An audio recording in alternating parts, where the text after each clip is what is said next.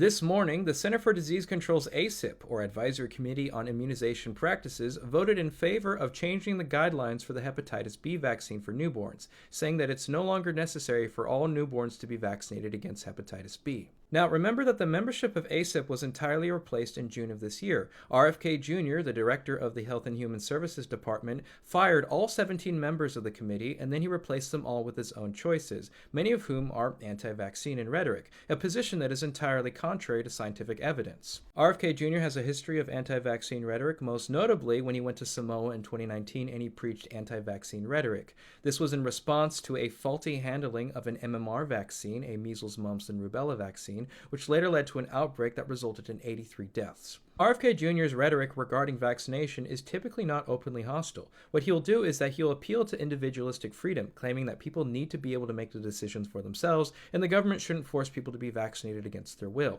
However, at the same time, he will often misrepresent the dangers regarding vaccination, and he will overrepresent the possible side effects. This is a personal frustration of mine regarding people who are so hesitant about vaccines, yet they have no issue with drinking alcohol. They have no issue with taking edibles, smoking, vaping, or taking Zyn packets.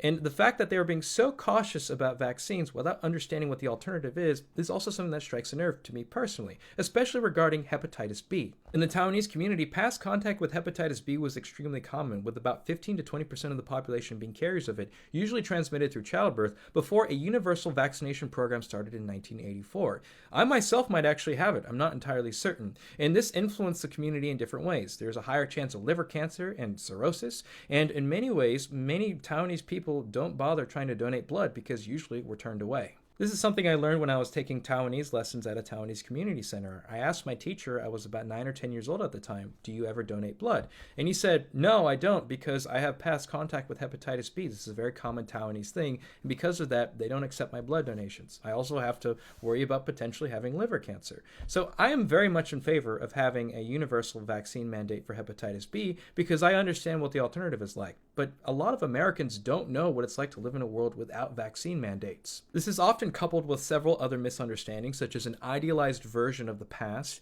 a misunderstanding of survivor's bias, and in general, a misunderstanding of how the human body works. So, regarding a misunderstanding of the past, people often will say things like, oh, children were a lot healthier in the past. Not necessarily. A lot of children with chronic health problems that survive today would have simply died in the past. For instance, before the passage of baby doe laws in the 1980s, there was a chance that if your child was born with a visible congenital health defect, that it would be denied health care in the hospital, or in many cases simply marked as a stillborn and killed in the hospital. That was a real thing that happened in the 1940s and 50s. There's also this very common misconception regarding strength, this idea that not getting vaccinated makes you stronger because your body has to work harder to keep itself healthy. That's not how your immune system necessarily works. In many ways, getting a virus at a young age will stunt your development and in general create more health problems for you in the future. Well, what about the question of freedom? Is it truly freedom to force people to get vaccinated against their will? Well, it is freedom if you consider the fact that vaccination is not only a health issue, but also a public safety concern.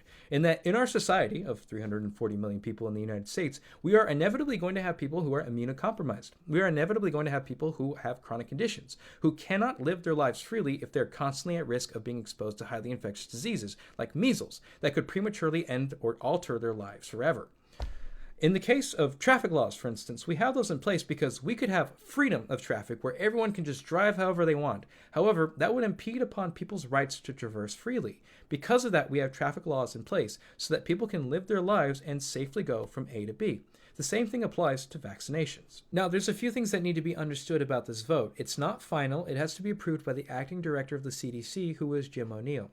Vaccines for hepatitis B will also still be subsidized, so if you choose to vaccinate your child, you still won't have to pay for it. The only difference in this vote is that the requirements for being vaccinated will be loosened so that fewer people will be required to be vaccinated against hepatitis B. Another thing to be understood is that this is a gradual process and a common practice for Republicans in that they will gradually undermine a public service for various reasons. Usually this is done to replace it with a private service that is more profitable, one example being public schools. Republicans have been undermining the quality of public schools for a very long time, while also pushing private and charter schools and also pushing for subsidization of private and charter schools because they are more profitable. Now, in the case of vaccination, it doesn't seem like Republicans are trying to directly replace vaccination with a private service for vaccination, rather that they're trying to push their followers towards alternative medicine, which is more profitable and less regulated. For instance, you don't need FDA approval to sell supplements. Politically speaking, it also seems to be one of the few places where conservatives can openly claim discrimination regarding not being allowed to go to certain places or do certain things because they are unvaccinated. So for those two reasons, I believe that's why anti-vaccine rhetoric has become so popular with conservatives, but largely it is not based in science and they are openly denying evidence and misrepresenting data in the process.